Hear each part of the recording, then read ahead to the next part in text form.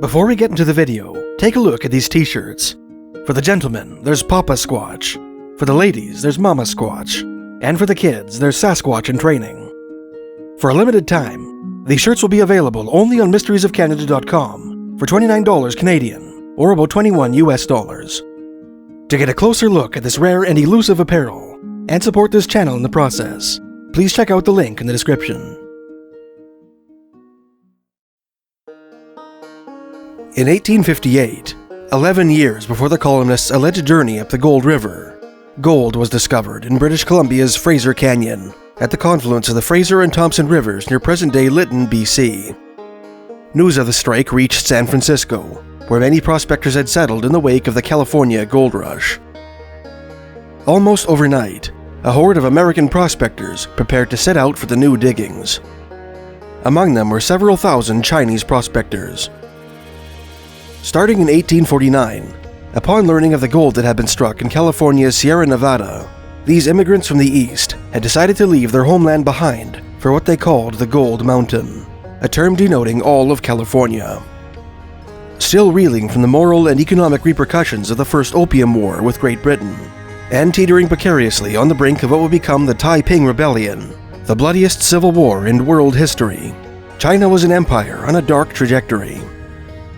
California, in comparison, presented a land of opportunity, where poor Chinese peasants could escape the squalor and misery of the opium-addled Middle Kingdom by seeking their fortunes in the mountains.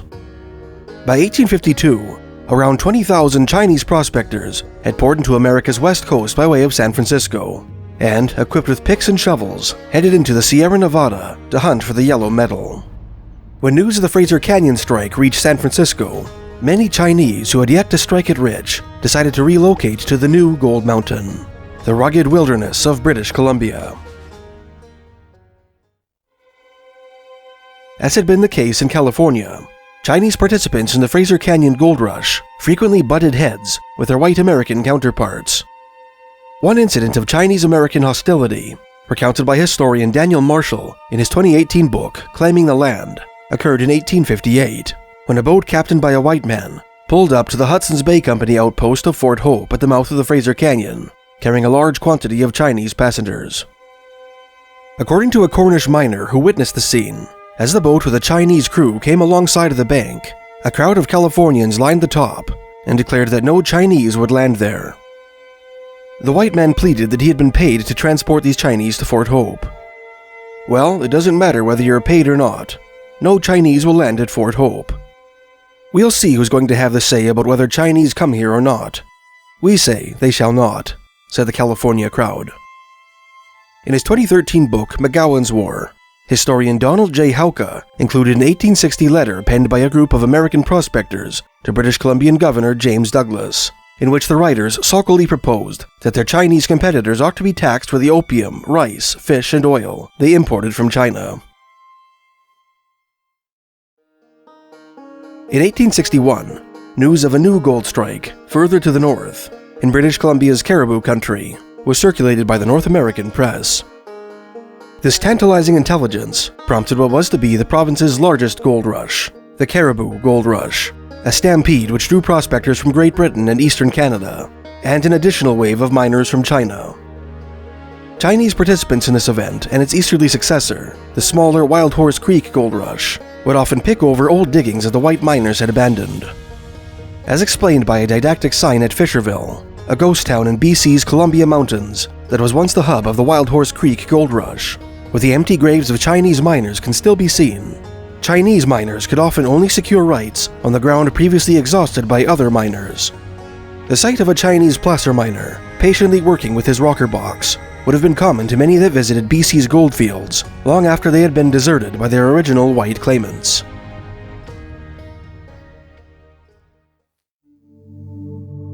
One eerie story to come out of the Cariboo Gold Rush centers around Hat Creek House, a historic roadhouse in Cache Creek, British Columbia, which was built in the 1860s to serve prospectors bound for Cariboo country. At the time of its construction, Hat Creek House lay on the Cariboo Road, a wagon trail constructed at great expense at the behest of British Columbia's Governor James Douglas, which connected the Fraser Canyon with the epicenter of the new stampede, the boomtown of Barkerville. Today, Hat Creek House is a living history museum, where tour guides dressed in period costumes take visitors on a journey back in time. Over the years, many of the museum's staff members have had strange experiences in the historic building, which have led them to believe that Hat Creek House is haunted by several restless spirits. One ghostly resident of the old Stagecoach Inn is supposed to be the spirit of a Chinese cook who was employed there in the late 19th or early 20th centuries. In addition to appearing to hapless visitors and staff members, usually on the second floor and in the barn, this friendly specter is said to occasionally move drinking glasses in the hotel bar, tug on tourists' clothes, and audibly tread on the wooden floorboards upstairs when no one else is around. In a 2014 article for the Ashcroft Cache Creek Journal, staff member Esther Darlington MacDonald described an especially vivid encounter with the ghost, which occurred one afternoon while closing the museum, which involved phantom footsteps, a full-body apparition, and even a brief conversation. The following day, MacDonald reopened the museum to find 2 loaves of freshly baked bread sitting on the work table. The pleasant aroma that filled the roadhouse and the residual heat emanating from the stove told MacDonald that the loaves had been baked that morning, presumably by the culinary-inclined specter she had met the night before. According to tour guide Jordan Westside, whose testimony appears in an article by Greg Mansfield for the website therebeghosts.com, the Chinese cook whose ghost haunts the hotel was believed to have lost his life when he was falsely implicated in the death of a little girl who had been staying at the establishment. Legend has it that the girl accidentally locked herself inside a broom closet while hiding from an abusive relative and froze to death in the night. Blame was laid on the Chinese cook, who met his end at the end of a rope in the establishment's barn, either by his own hand or by those of the vigilantes who accused him of murder.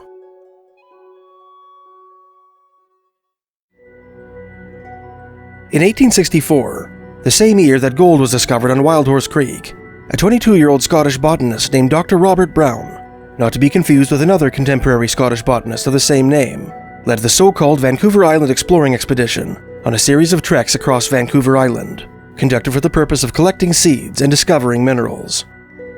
On July 13, 1864, while tramping up the uncharted Souk River at the southern end of the island, Brown decided to travel by canoe to the provincial capital of Victoria, about 15 miles to the west, in order to obtain medical supplies and replace broken instruments. He left the expedition in charge of his second-in-command, a veteran of the British Royal Engineers named Lieutenant Peter John Leech, with instructions to meet him in a week and a half at Cowichan Bay, at the terminus of the trail.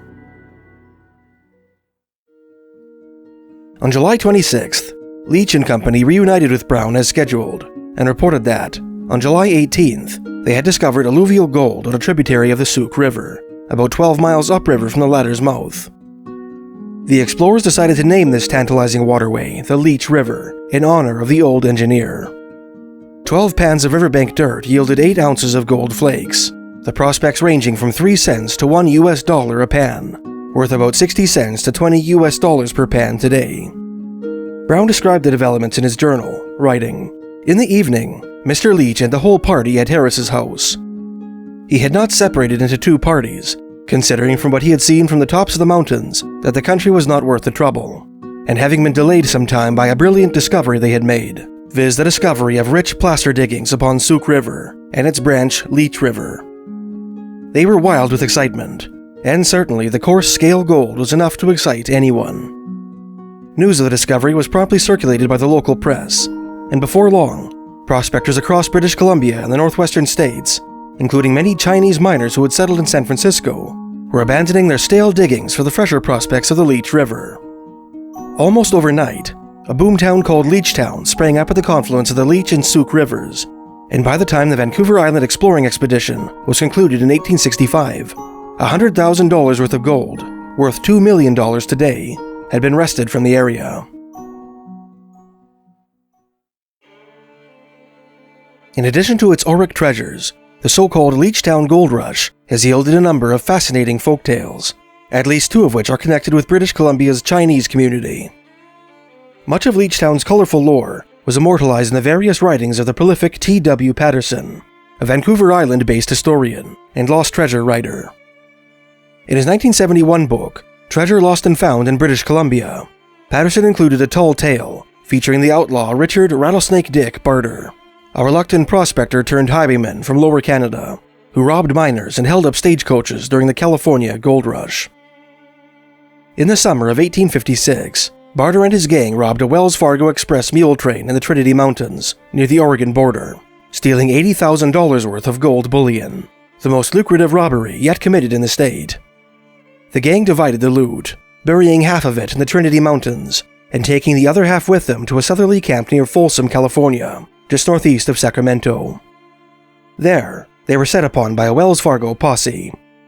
One of the bandits was killed in the ensuing firefight, and the others were captured and jailed in the town of Auburn, California. Half of the stolen gold was subsequently returned to the bank, but the other half in the Trinity Mountains was never recovered, allegedly having been buried by the dead desperado. Shortly after his arrest, Rattlesnake Dick escaped from the Auburn jail and vanished into the wilderness of the Central Valley. He later resurfaced in the seaside town of San Francisco. According to legend, prior to his arrival in that port town, Rattlesnake Dick rode north to the Trinity Mountains and exhumed his gang's ill-gotten gains. He proceeded to smuggle his loot to Victoria by steamer and secret it to the Leechtown diggings, where he hoped to somehow pass the bullion off as honestly earned gold dust. The outlaw abandoned this enterprise when a U.S. Marshal trailed him to Vancouver Island. Before fleeing for San Francisco, Rattlesnake Dick is said to have stuffed the gold into a knee-high leather boot, which he hastily buried beneath 18 inches of Leechtown soil, marking the cache with an inverted frying pan. The outlaw spent the succeeding years in Frisco, biding his time until the opportunity arose to retrieve his treasure. After making enemies with the notorious San Francisco Vigilance Committee, he returned to the foothills of the Sierra Nevada in 1858 and formed a new gang, with whom he once again terrorized gold seekers from Shasta County to Nevada City. In the summer of 1859, he was mortally wounded in a duel with California lawmen outside an Auburn saloon, bringing the secret of the missing gold with him to the grave. The fatal hole in the legend of Leechtown's golden boot, as Patterson pointed out, is that gold was not discovered on the Leech River until 1864, 5 years after the outlaw's death. When Rattlesnake Dick was exchanging fateful lead with an undersheriff and his deputy in Placer County, the Leech River, as Robert Brown put it in his official report on the expedition, was a locality which no white man and probably very few Indians had reached.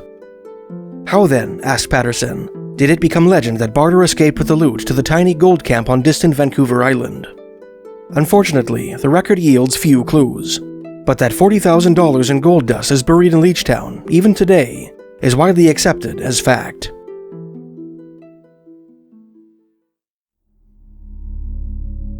Another Leechtown legend which Patterson included in his book is the tale of a secret staircase in an underground tunnel carved from living rock, accidentally discovered by an old prospector named Ed Mullard sometime in the first half of the 20th century. According to reporter Ted Harris of the Victoria Daily Colonist, who first heard the story from a friend, Mullard was returning to camp one autumn evening after an unsuccessful deer hunt in the Vancouver Island rainforest, somewhere between the Leech and Jordan rivers, when he found himself descending a hidden staircase, its entrance concealed by snow and brush. Tearing aside a snarl of tangled vegetation, he saw that the steps, clearly carved from solid stone, appeared to lead to an underground gallery, which disappeared into the roots of a cliff. It was evident that the passage had lain derelict for decades. Curiosity overcoming the haunting trepidation elicited by this catacombs passageway, Mullard lit a match and ventured into the gloom, growing ever darker in the fading twilight. The gallery was high enough to comfortably accommodate the prospector, who stood 6 feet tall. After creeping about 10 feet down the stone corridor, Mullard discovered a beautifully carved stone archway on the far right wall.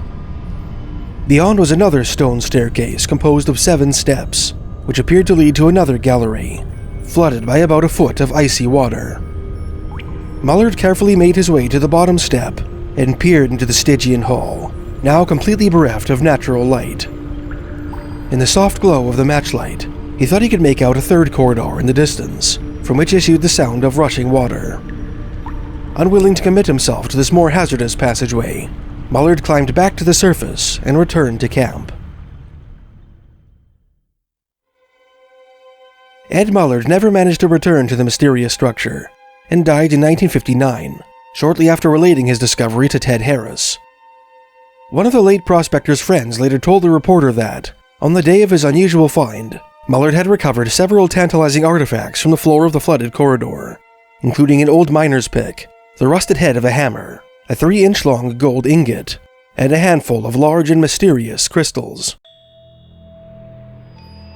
Adding an element of the uncanny to the mystery of the hidden staircase is the fate of a Victoria-based logger who telephoned Patterson in the 1970s.